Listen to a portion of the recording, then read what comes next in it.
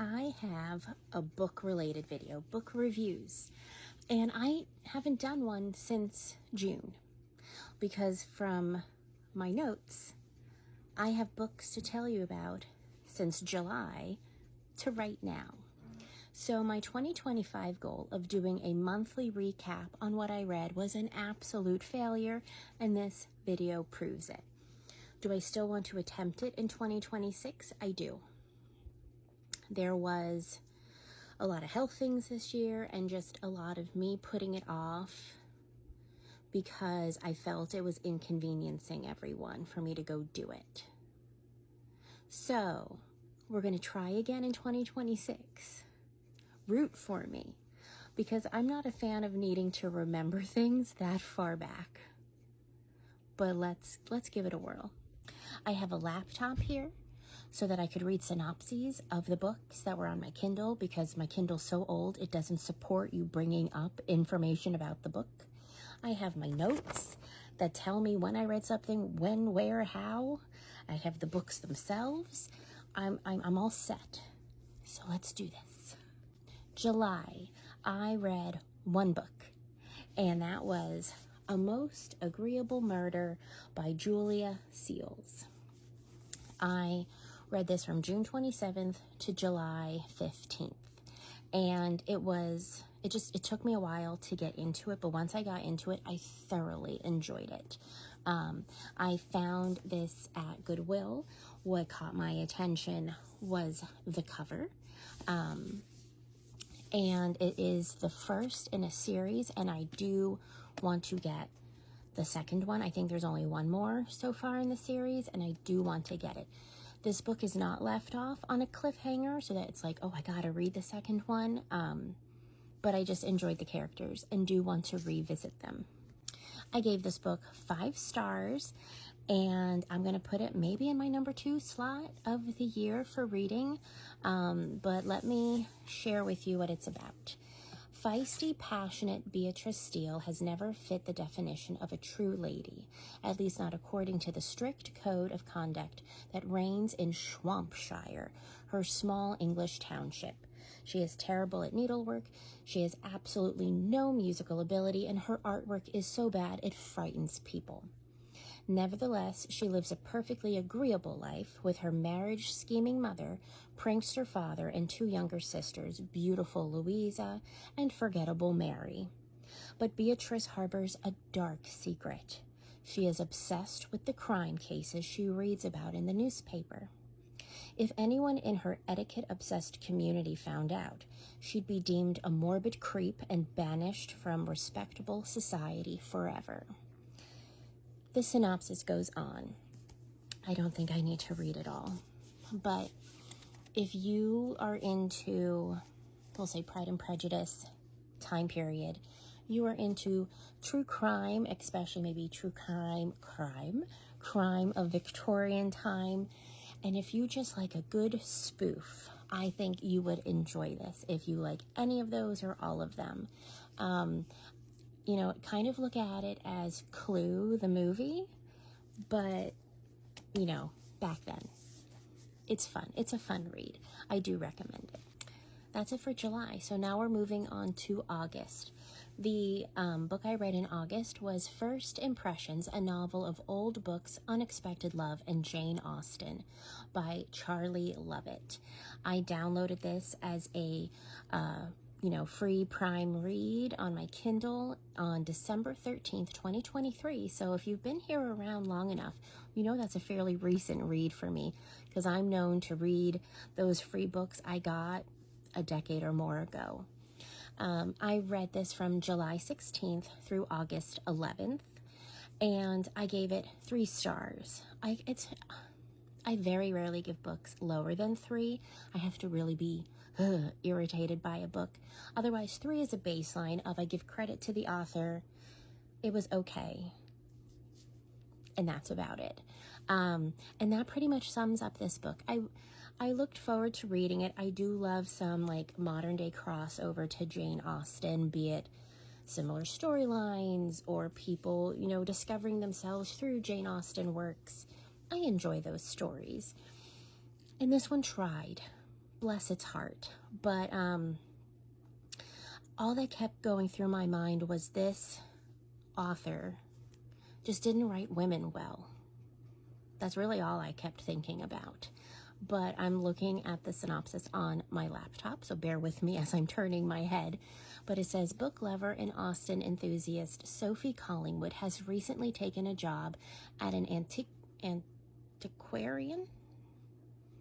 I know how to read. It's an antique bookstore in London when two different customers request a copy of the same obscure book, the second edition of A Little Book of Allegories by Richard Mansfield. Their queries draw Sophie into a mystery that will cast doubt on the true authorship of Pride and Prejudice and ultimately threaten Sophie's life. This is a dual time period book. We go back to Jane Austen's time when she is writing, and we are in present day whenever this book was written. Let's see. I'm not sure when it was written, but it's present day 2014. And just the worlds colliding. And I guess if you like some Jane Austen mystery of did she write her stuff, this might intrigue you, but it's okay. There's probably better books out there on this topic, but I'm glad it was free. The second book I read in August was Sally Weister's Journal by Sally Weister, which I'm going to assume I'm saying that correct. I don't think it's Wister. It's either Wister or Weister. And it's a short little book. A TikTok friend purchased this for me off of my Amazon wish list a year or two ago. And it was one of those, I just want a short read. I just want a journal to read. And this fit the bill. Now, this is tricky. It's always hard to rate fiction, somebody's life. You know, if you're reading Anne Frank's diary or this girl's diary, like how do you rate it? Because this is just somebody's writing they did themselves. That said, I give it 3 stars. Like if we're just, again, it's one of those, I'm glad I read it. But how do you critique an actual person's life and writing? Like, I don't know how to do that. It says it's a young girl's account of her experiences during the Revolutionary War. And on the back, it says, in 1775, the British invaded Philadelphia. Sally Weister, a 16-year-old girl, was sent to the countryside to avoid harm. During her time there, in order to keep a friend up to date, she kept a journal. This lively diary has not been available to the book-buying public for nearly 100 years, but it is a vital and delightful historical record of a young girl's life during an all-important time in American history. Now, I will say I was confused left and right. There were a lot of names, a lot of soldiers and generals and just coming through their life, and everybody sounded the same, and I think that's where I just had difficulty. I just couldn't keep track of everyone. And she is just a 16-year-old boy crazy gal. They existed back then. So it was just a filler read, and I love me some history, but it was just difficult to keep track of everyone because she's writing this, living it, not thinking, hey, in a couple 100 years, people are going to read this. I should, differentiate people better. She's just writing this for herself and her friend. So there's that. I don't know if I said I read this from August 12th to August 22nd. Again, it could have been a quicker read. I just would put it down when I was getting confused. In September, I completed Notebook.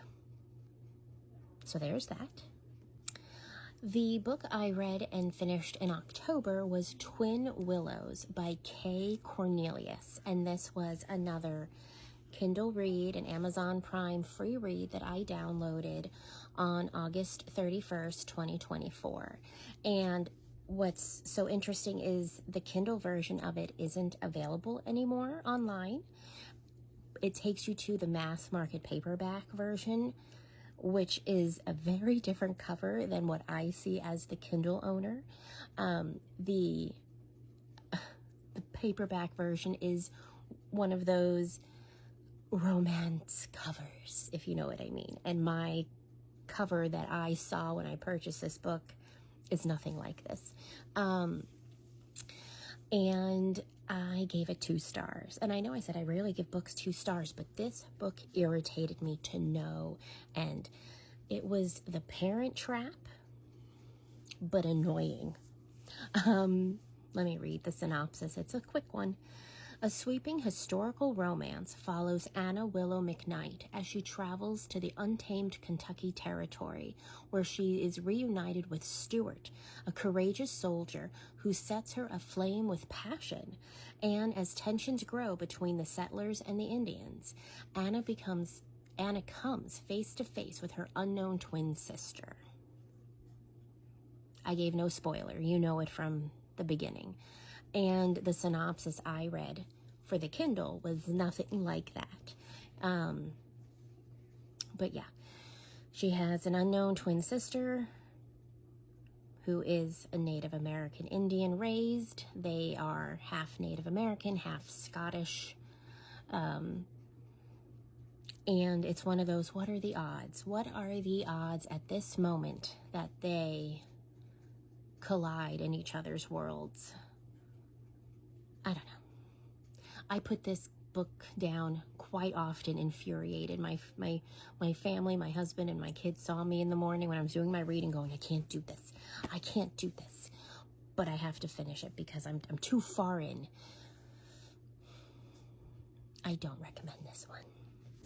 In November, I finished no book. It was that type of year.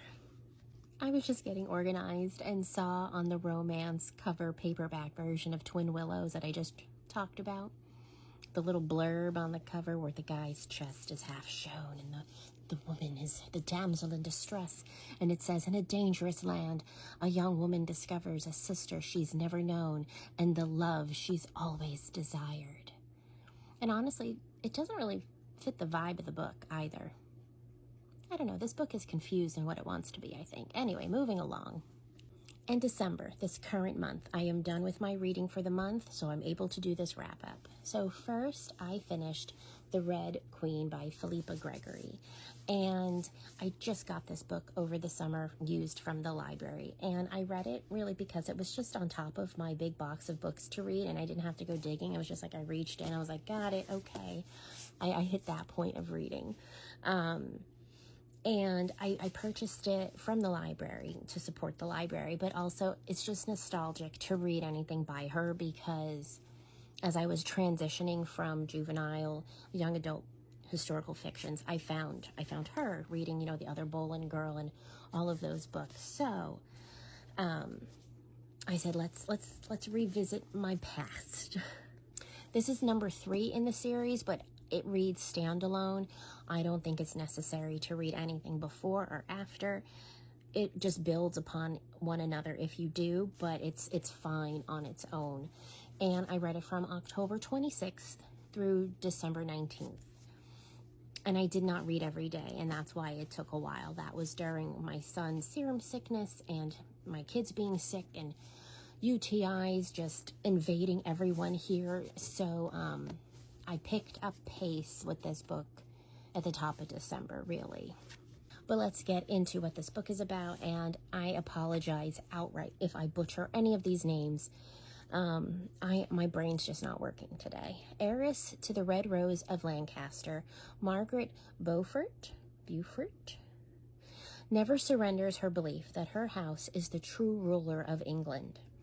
Ignored by her sainted cousin, mocked by her mother, married at age 12 and endangered by childbirth, she sets her heart on putting her son on the throne regardless of the cost to herself, to England, and even to the little boy. She names him Henry like the king, sends him into exile, and pledges him in marriage to the daughter of her sworn enemy, Elizabeth of York. Margaret charts her own way through loveless marriages, treacherous alliances, and secret plots. Finally, gambling her life that her husband, the ruthless, deceitful Thomas Lord Stanley, will support her, she masterminds one of the greatest rebellions of all time, all the while knowing that her son has grown to manhood, recruited an army, and now waits for his opportunity to win the greatest prize. classic topic for this author. And it's a part of the Cousins War series. Now, I'm not gonna lie, I had trouble.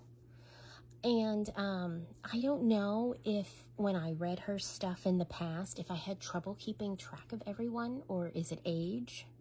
Did I lie to myself when I was younger and say, I got this, but I didn't? And I've come to terms with that now. Because while I love me some historical fiction of this time and location and everything, I am in no way, a tried and true historical buff to keep track of it all and to keep track of the names and the battles and the who and the where and the why. Like, no, everyone was named Henry, everyone was named Richard, everyone was named Thomas, everyone was named Elizabeth, Mary, or Margaret, everyone was cousins to each other, marrying each other, and I had trouble keeping track of it. And then once I gave up trying to keep track of it, I just let the words flow and followed along the best I could. It didn't prevent me from enjoying this book. It's 3 stars because I don't think it's her best writing, or my tastes have changed in loving her writing like I did. Could go either way. But yeah, historical fiction, it's a no-brainer to give it a whirl if you like British history and Philippa Gregory.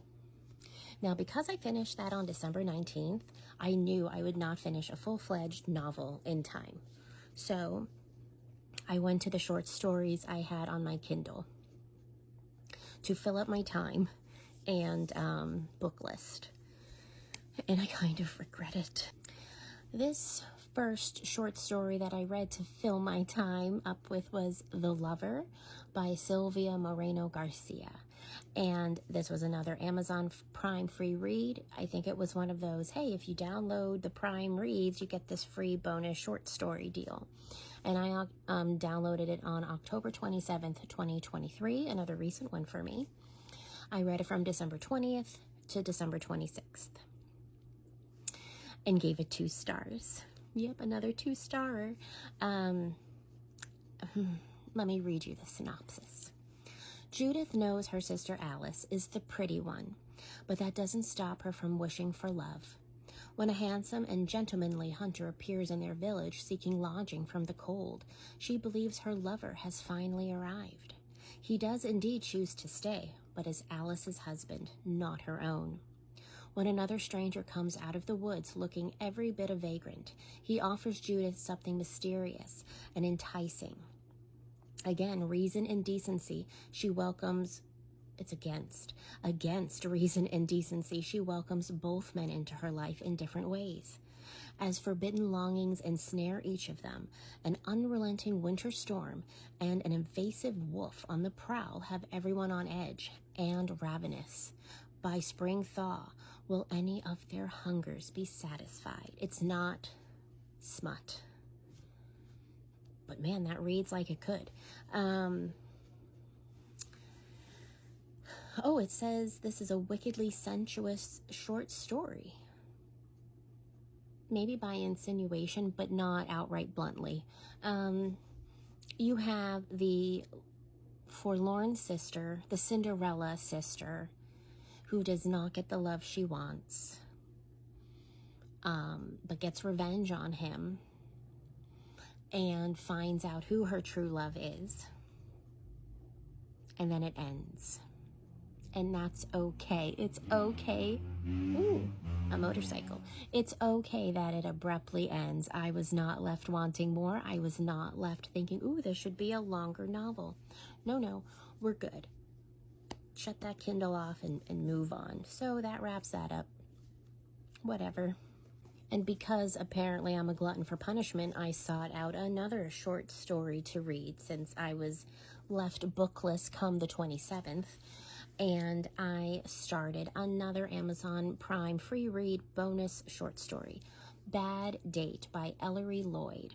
I downloaded this one this past summer, August 30th, 2025, and it was less than 60 pages, and I said, let's go, let's do this. And I read it from December 29th to December 30th.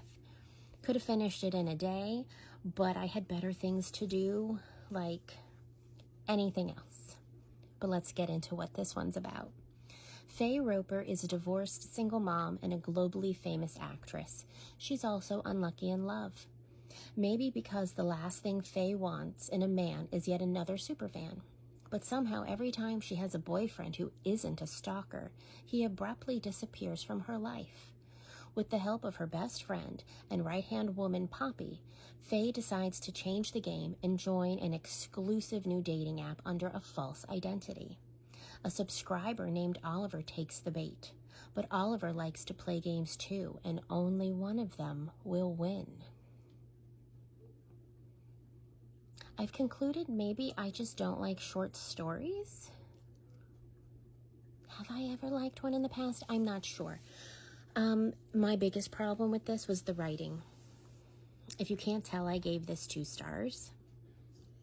And I didn't have a problem with the storyline. It was the writing. It was the writing.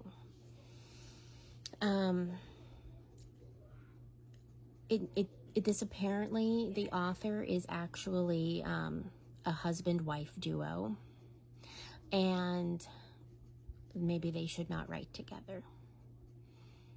No. Very cliched writing, very, just, they're British, but sound like they're coming in from California, like Clueless kind of girl. I would be interested maybe in this story be rewritten by someone who can write better. And I don't like to bash writers. I try to give every author and book respect and everything, and they tried. But after I finished this book, I said I'm going to take a 2-day breather before starting fresh in January. And I'm glad I'm giving my brain a break after those 2 back-to-back short stories. But that's it. That's my recap from July. Luckily, it wasn't a big stack of books because of my reading slump. It worked in my favor for the purpose of this video. And if you stuck around this far, I thank you. And if you've been waiting for anything book-related from me, I appreciate your patience. And I'm hoping for a better 2026 social media sharing about books.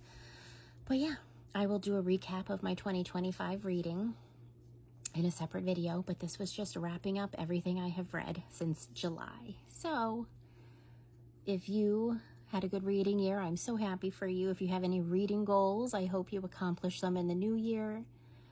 And until next time, happy reading.